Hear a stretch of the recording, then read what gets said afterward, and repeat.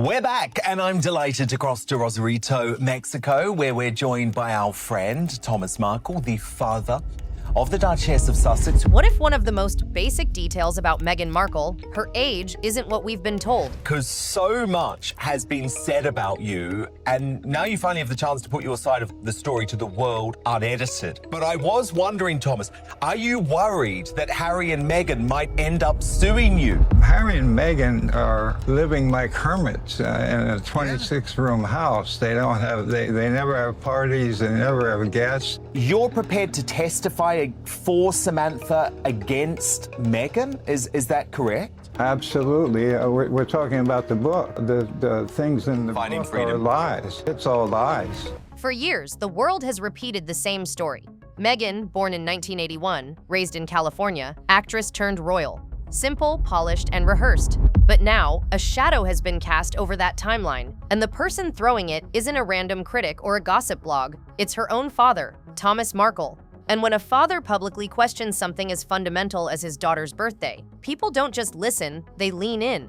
This isn't just family drama, it's the kind of revelation that has the power to rattle the very image Meghan has worked so hard to craft. Because in the world of royalty, numbers aren't casual. Dates, ages, anniversaries, they're bricks in the wall of legacy. Shift one brick and the whole wall starts to wobble. And that's exactly why Thomas Markle's words sting. They suggest that the timeline we've been fed for decades might not just be wrong, but rewritten. The real explosion came when fans uncovered an old 17 magazine issue that flatly contradicts Meghan's official age. At first, it seemed like nothing more than a curiosity, a scrap from the past. But once the math didn't line up, what could have been dismissed as a harmless printing mistake turned into something far more sinister. The possibility that Meghan is 6 years older than the palace and press have always claimed. And that's where the storm begins. Because once you start questioning something as simple as a birthday, the next question is unavoidable. What else in Meghan's story has been polished, softened, or airbrushed out of sight? The spark that set this entire controversy ablaze didn't come from some modern-day rumor mill.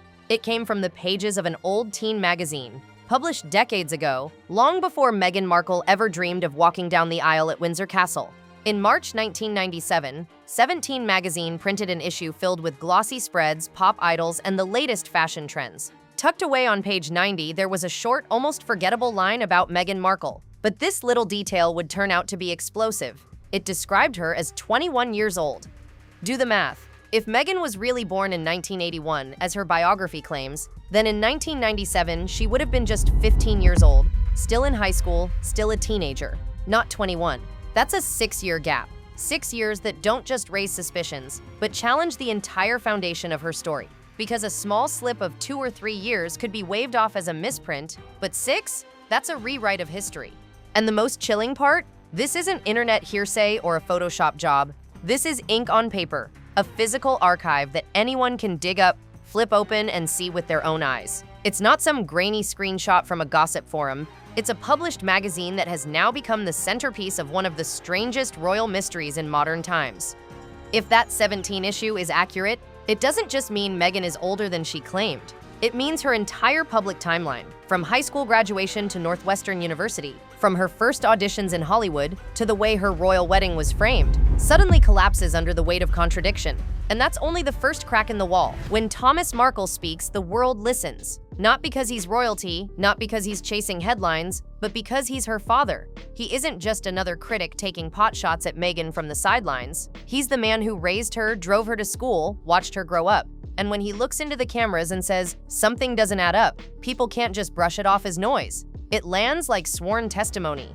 Over the years, Thomas hasn't exactly been shy. He's made plenty of remarks about the daughter who cut him off after marrying Prince Harry. But this time, his words sting in a way that can't be ignored. He flat out insists that the Meghan he raised isn't the Meghan being paraded before the cameras at Buckingham Palace. And the detail he latches onto isn't her fashion sense, her accent, or her Hollywood past. It's her age, the very building block of her biography. What makes it even heavier is Thomas's willingness to take these claims into a courtroom. He's publicly said he's ready to testify on behalf of Samantha Markle, Meghan's half-sister, in her legal battle. That means his words aren't just casual family grumbling, they're positioned as evidence. Statements delivered not with gossip's shrug, but with the precision of a witness under oath. And this is where the palace feels the heat.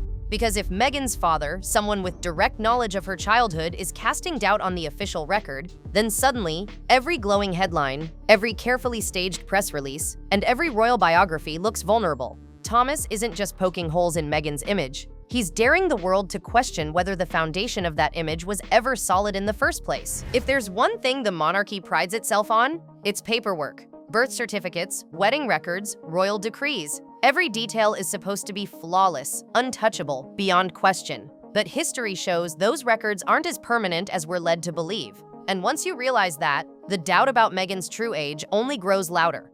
Take Archie's birth certificate, for example. When it was first filed, it listed his mother as Rachel Meghan Markle. Straightforward. But just weeks later, that official document was quietly altered. Suddenly, her given names vanished. The paper now described her only as Her Royal Highness, the Duchess of Sussex. The palace brushed it off as a routine edit, claiming it was for consistency with other royal records. But insiders muttered a different word: unusual. Very unusual. Because if something as official as a royal birth certificate can be rewritten after the fact, then what's stopping other details? Even something as basic as a birth year from being adjusted, polished, or outright rewritten. Documents that should be permanent suddenly look flexible. And that's where the real suspicion creeps in. It's not just Archie's certificate either. Fans online point to other odd edits and inconsistencies in royal paperwork over the years. These aren't wild conspiracies pulled from thin air. They're changes that can be seen in black and white. Every amendment, every quiet adjustment, chips away at the idea that royal documents are above manipulation. And when you set that pattern next to Thomas Markle's words and the magazine page that lists Meghan as 21 instead of 15, the cracks in the royal wall start to spread.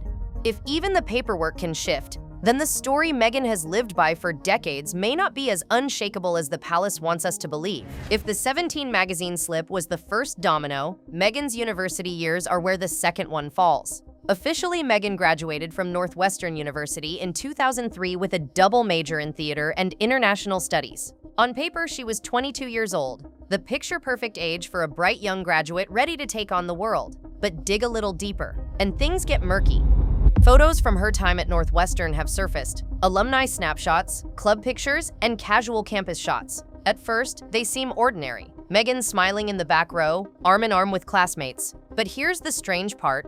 Many of the students in those very photos, the same classmates listed alongside Meghan, are now in their mid-50s. That means they were born in the early 1970s. So were these just older students who came back to school later in life? Or was Meghan's real age closer to theirs than her official biography admits? Fans have been combing through these images, placing them side by side with the timelines. The inconsistencies pile up. If she truly was born in 1981, she should have been one of the younger faces in those photos. Instead, she blends in seamlessly with people born years earlier. Some alumni rosters even list her in categories that don't match her official age, adding more fuel to the fire. It doesn't stop there. At alumni reunions, whispers have circulated for years. Attendees claim the age difference between Meghan and her supposed classmates doesn't line up. What looks like a small gap on paper feels impossible to ignore in person. When you line it all up, the magazine describing her as 21 in 1997, the university snapshot showing her shoulder to shoulder with people born in the 70s. The story stops looking like coincidence. It starts looking like a pattern. If the cracks in Meghan's timeline raise questions, Hollywood provides the motive. Because in Los Angeles, age isn't just a number, it's a weapon. Casting agents have admitted it for decades. If an actress is over 30, half the roles vanish overnight. The ingenue parts, the romantic leads, the fresh-faced characters, they all go to the women who can pass for 20-something. And that's why shaving a few years off your age isn't just common in Hollywood, it's practically a survival skill. For Meghan, trimming 6 years wouldn't just be a cosmetic tweak, it would change the entire trajectory of her career. If she graduated college closer to 30 than 22, she would have been competing for roles usually reserved for women much younger. By resetting her age to 1981, she could audition alongside actresses in their mid-20s rather than being boxed into maternal or supporting roles in her 30s. That's a massive advantage in an industry that thrives on youth. And Meghan wasn't the first. Hollywood legends like Rita Hayworth and Marilyn Monroe had their ages and backstories rewritten to protect their marketability. It's part of the game, and it works. The right number on a resume can mean the difference between a career-defining audition and never getting called back. But here's where it gets bigger than Hollywood.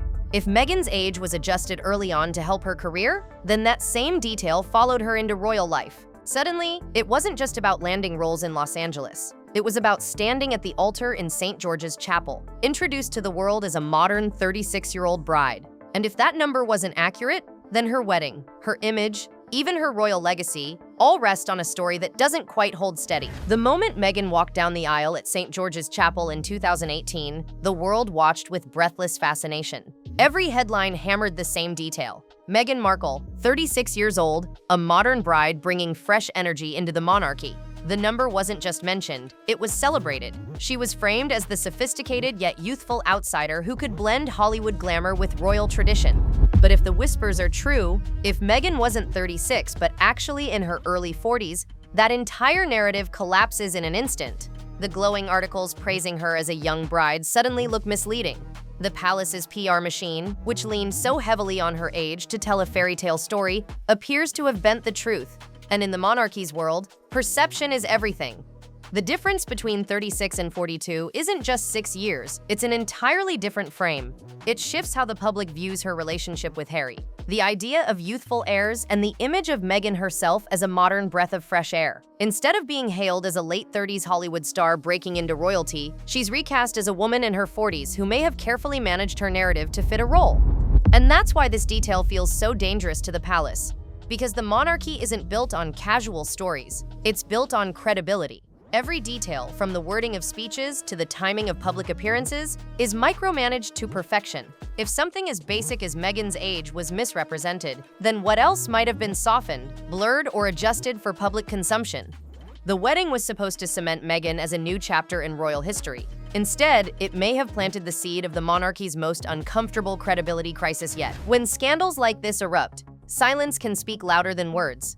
And Meghan's silence has been deafening. While her father gives interviews while old magazines and alumni photos circulate online, Meghan herself has refused to comment. To her supporters, that's a smart move. Why dignify gossip with a response? But to her critics, the silence feels like evasion. They argue that if the age question was nonsense, a single clear statement could end it forever. Instead, the longer she says nothing, the more it looks like there's something to hide. And the internet isn't letting it go. Fans on TikTok, Reddit, and Twitter have turned this into a cultural storm. They share side-by-side comparisons, pore over old university rosters, and resurrect dusty archives, piecing together timelines like amateur detectives. Memes explode across social feeds, one mocking up a fake 17 cover with the tagline, 21 going on 15. Another suggesting Meghan managed to graduate high school twice. The jokes sting, but beneath them lies a serious undercurrent. People don't trust the official story anymore. The palace, for its part, hates this kind of narrative because it represents something the monarchy fears most: loss of control. Every press release, every photo op, every official detail is supposed to project stability. But when the public starts questioning those details, even over something as seemingly small as Meghan's birth year, it chips away at that control. And once credibility cracks, history shows it rarely recovers. In the end, this scandal isn't just about Meghan's birthday. It's about whether the monarchy can still command the same unquestioned authority it once did. Meghan's silence fuels the fire. Thomas's interviews fan the flames, and online sleuths keep piling on wood.